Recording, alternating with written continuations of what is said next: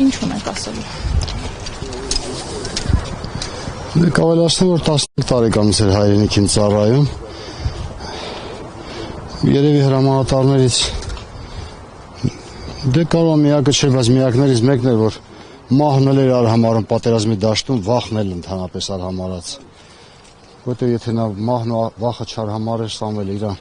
ինքը 1.90 հասակով թիկնեղ սպորտային կեցվածքով տղա էր։ Չէր հանի իրան բռնեժիլետը, այսինքն այդ պաշտպանիչ համազգեստը եւ հագցնի իրար զինվորին, որը իրանը շպրտել էր, որ փախնի։ Դե ծանրաժիլետը շպրտել էր, որ փախնի։ Սամվելը կանչել էր զինվորին իրան մոտ, այսինքն ասել էր զինվորին բռնեք բերեք, տեսել էր լացելով զինվորը փախնում է, կանչել էր իրան մոտ ու հանել էր իր, ասել էր ուրա բռնեժիլետը զինվոր, ասել կորցրել են, պարոն փոխգնդապետ, ասել չես կորցրել։ Ուղղակի շպրտել ես, որ թեթևացած վազես փախնես, բայց գնդակը քեզանից արագ է, ասել է կզոհվես։ Ու հանել է ինքը իր ես եմ Սամվելին դաստիարակել, բայց ես օրինակ նույնը չէի անի։ Անկամ իմ հարազատ եղբոր համար ես իմ ժիլետը չէի հանի բան։ Բայց Սամվելը հանել է իրան զինվորի համար, իրան ժիլետը հանել, հագցրել զինվորին, սաղավարտը դրել զինվորի գլխին ու ինքը հումորով տղա էր, որ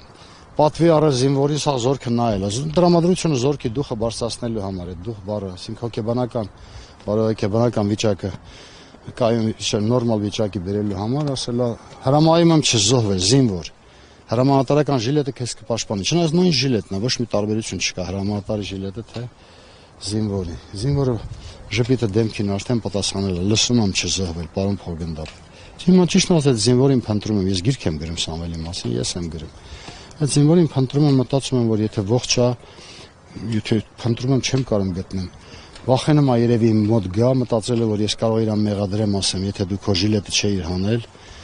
ասենք Սամվելը իրանը, քո հրամանատարը իր ժիլետը չէր տա քեզ ու ինքը չէր խփվի դավաճանների կողմից, մի խոսքով, բայց ես չեմ ասի կյանքում այդ բանը։ Ես կասեի միայն մի դեպքում, եթե իմ տղեն ինքը լիներ զինվոր։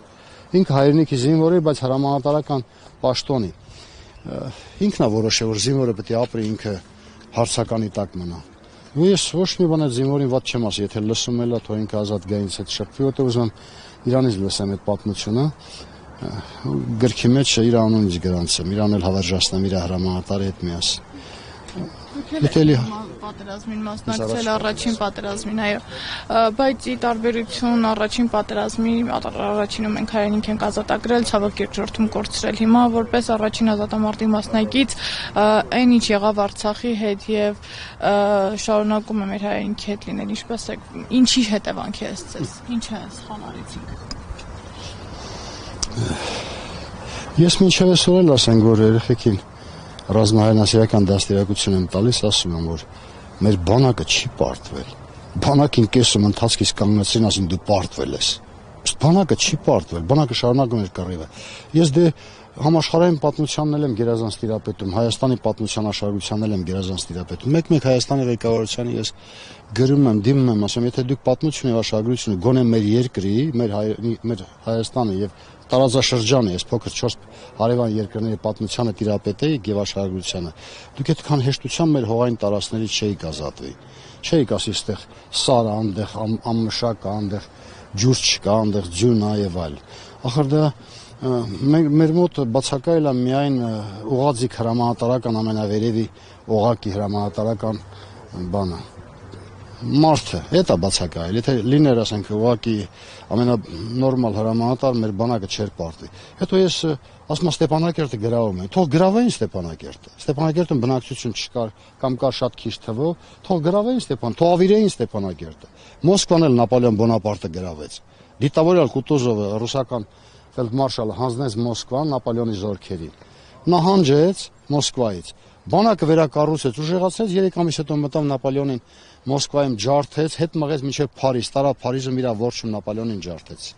Ինչ անենք, Ստեփանակերտը դա ոչ Քելբաճ, Քարվաճարներ, ոչ Լաչինի շրջաններ, ասենք այդ Բերձորի, ոչ Աղդամներ, այդ տարածքները հանձնված չէին թուրքերին։ Թուրքական անգամ Թուրքիայի բանակը չէր կարող Քելբաջարը գրավել։ Թուրքական բանակն էլ չէր կարող Քելբաջարը, բայց մենք սկուտեղի վրա այն էլ Ալիևի որոշած օրերին, որ օրն է իրան պետք է, այսինքն մեր Մոնթեի ծննդյան օրերները, մեկի օրերը եւ այդ օրերին սկուտեղի վրա մատուցում ենք Ադրբեջանը։ Թուրքական բանակը, Թուրքիայի Էրդողանի գլխավորությամբ այդ Չոբանը, եթե գային էլի չէին կարող մեր գրով են։ 5 տարի է անցել։ 5 տարի անց խոսում են խաղաղության մասին, խաղաղություն բերելու մասին Ադրբեջանի հետ։ Դուք հավատում եք այդ խաղաղությանը, որ պետք է 1064 թվականն, այսինքն հիմա 25 թվից 64, 39 տարի հետո կլինի 1000 տարի, որ թուրքերը մեր այս տարածաշրջանում են։ Առաջի թուրքական զորավարը Ալփ-Ասլանը եկել ու հաստատվել է։ Ուրեմն դրանք այնպիսի մի տար են, որ գոնե գիտակցել են, գոնե իրանց մեջ 1000 տարի հետ ասել են, հանուց այս խոսքը կա,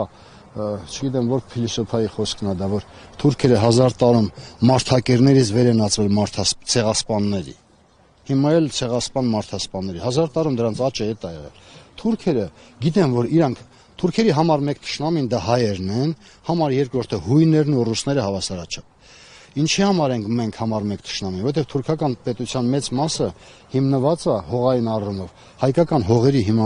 հայկական տարածքներում։ Դրա համար էլ այսօր թուրքերը չեն ուզում, որ հայկական պետության գոյությունը չեն ուզում, ասենք, որ այս տարածաշրջանում լինի։ Հետո հունական պետությանը։ Ռուսներից էլ վախենում են։ 14 պատերազմներից ռուսները 14 անգամ դրանց հաղթել են, բացի Ղրիմի պատերազմից, որ Անգլիան ու Ֆրանսիան Թուրքիայի թիկունքին կանել են, պատերազմն ավարտվել է կոպիտ ասած ոչ ոքի։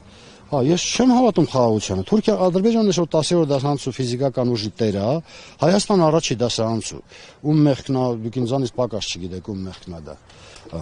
10-րդ դասարանցին երբեք առաջի դասարանցու հետ հաշտության խաղաղության կարիքը չունի, նա չի ուզում այդ խաղաղությունը։ Չունեն արել այդ տարբերություն հսկայական ուժի։ Մեկը թուրքերը չեն սիրում մեզ։ Թուրքական գյուղերում, եթե թուրք հայերը միասին ապրել են, թուրքերը միշտ հայ աղջիկներին, հայ կանանց ընտանիքներին, որտեղ գեղեցիկ հարսներ ու աղջիկներ են եղել, թուրքերը իրանց այն նոր ծնված լակոտներին, այդ թուրքական այդ իրանց բարով այդ գյադեքին, դաստիարակել են դեպի քրիստոնյա կինը եւ աղջիկը, մասնավորապես հայ կինն ու աղջիկը։ Այսինքն նրանք այն ժամանակներում իրանց հարևան հայ ընտանիքի վրա են աշկ ունեցել։ Այսօր ոչ պետք է նրանք ունենան հայ պետության վրա աշկ, մանավանդ այդ պետության հիմա որ կեսն ասում են միջանց կա, մեծ մասն ասում են միջանց կա, ես էլ եմ դրա հետ համաձայն, որ դա միջանց կա, որտեղ եթե միջանց չներ Ալիևը երբեք ռեխն այսքան բացած այնտեղ այդ ստորագրությունը չէր դնի, նախաստորագրություն, չնայած նա վերջնական ստորագրություն չի էլ դնում, կդնի ընտրություններից առաջ ուղղակի։ Ընտրությունից առաջ կդնի այդ ստորագրությունը, որպեսզի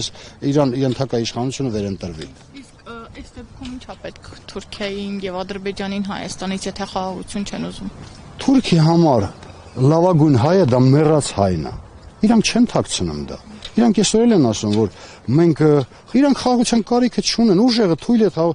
խաղաղություն կնքվում է երկու հավասարազոր ուժերի միջև։ Եթե մի ուժը շատ ցածր է, այն բարձր ուժեղ բան ավելի ուժեղը չի ուզում նրա այդ խաղաղություն կնքի։ Մանավանդ, որ նրանք մեր արյան թշնամիներն են։ Կրկնում եմ, Թուրքի համար, թուրք ասելով ես նկատի ունեմ թուրք-ադրբեջանցի։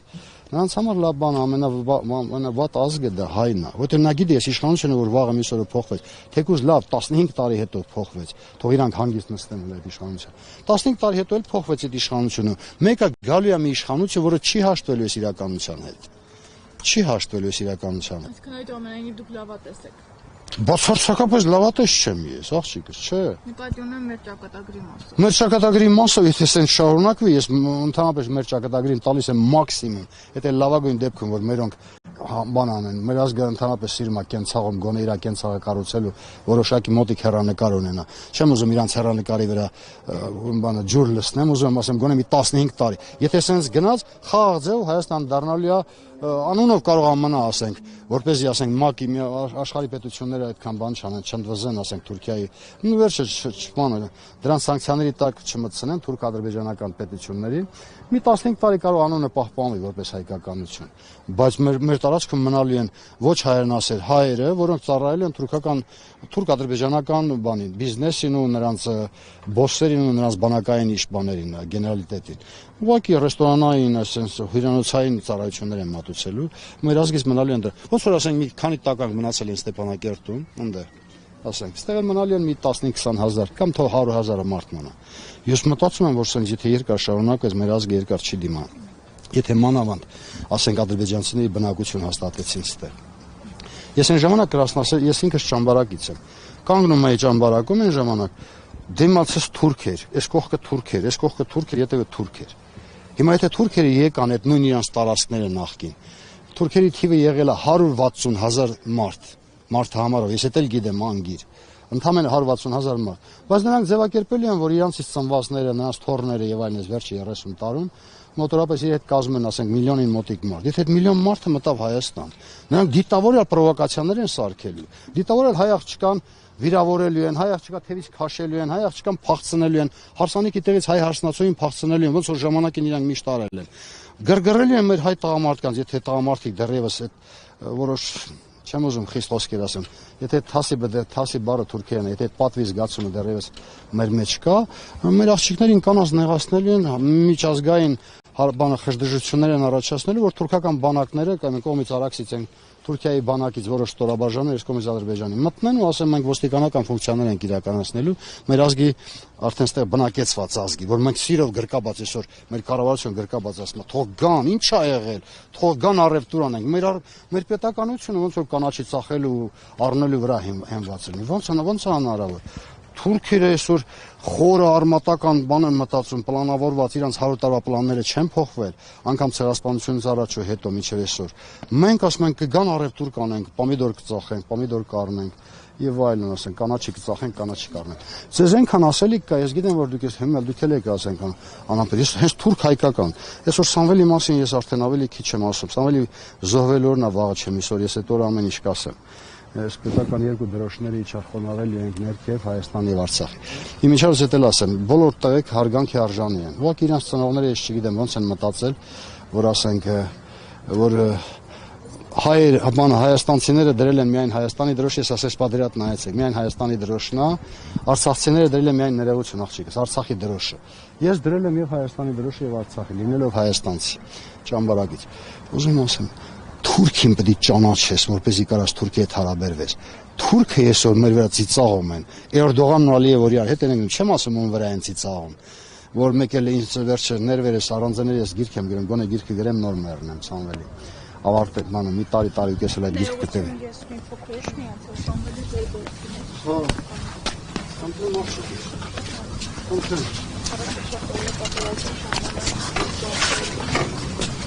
Սպանվել է հայկական ֆերիկը։ Դեմքի հրամահարի և ծանվերի կասկասներով կասկասներ։ Ես ուղղեմ, որ մեկ-մեկ ավելի շատ ծանվերի թույց տակ են կոմից